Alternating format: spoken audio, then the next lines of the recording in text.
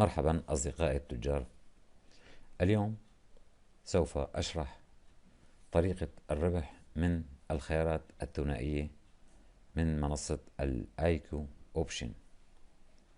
ولا بد أن أتكلم في البداية عن بعض خصائص وأدوات المنصة، وأيضا لا بد أن أتكلم عن بعض النصائح الهامة جدا. في البداية، منصة الآيكو أوبشن لها مصداقية كبيرة، وهي مرخصة وآمنة وأيضا صادقة.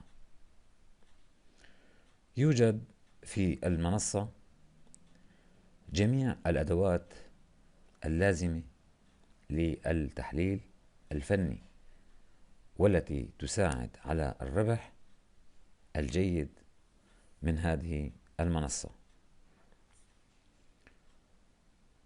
مثلا، من هنا نختار الشموع اليابانية، نضغط هنا ونحدد هذا الخيار وهي الشموع اليابانية. ظهرت الشموع اليابانية. أيضا من هنا نحدد الزمن المراد العمل عليه، فمثلا هنا 5 ثواني زمن الصفقة أو زمن الشمع، ومن هنا 10 ثواني فهي زمن الصفقة أو ما نسميها بالشمعة اليابانية، ومن هنا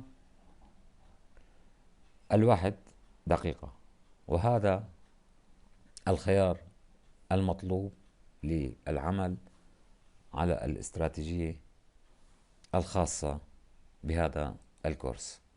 نحدد 1 دقيقة، ومن هنا نختار وتوجد الأدوات المطلوبة. مثلا هنا نضغط هنا ونعين هذا الخط لرسم مثلا المقاومة بهذا الشكل، وأيضا ولو أردنا أن نضع خطا للدعوم، أيضا يمكننا أخذ خط ثاني ووضعه هنا كمقاومة أو دعم. وأيضا من هنا توجد جميع المؤشرات اللازمة والتي تساعد على اختيار الزوج وتحديد اتجاه السعر، هل هو هابط أو هو صاعد. ومن هنا يتم تحديد العملات المراد العمل عليها، مثلا هنا أو هنا. توجد العديد من العملات بالإضافة إلى العملات المشفرة. إذن هذا هو الخيار لتحديد العملة المراد العمل عليها.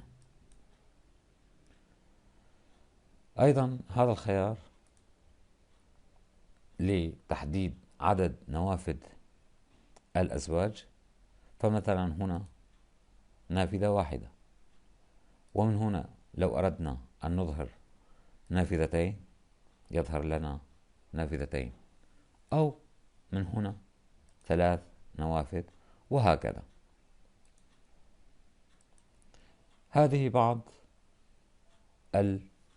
الميزات التي سوف نتكلم عنها بالتفصيل قبل البدء في العمل على الاستراتيجية.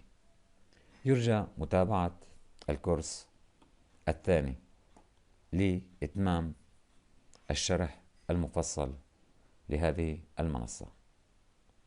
شكرا.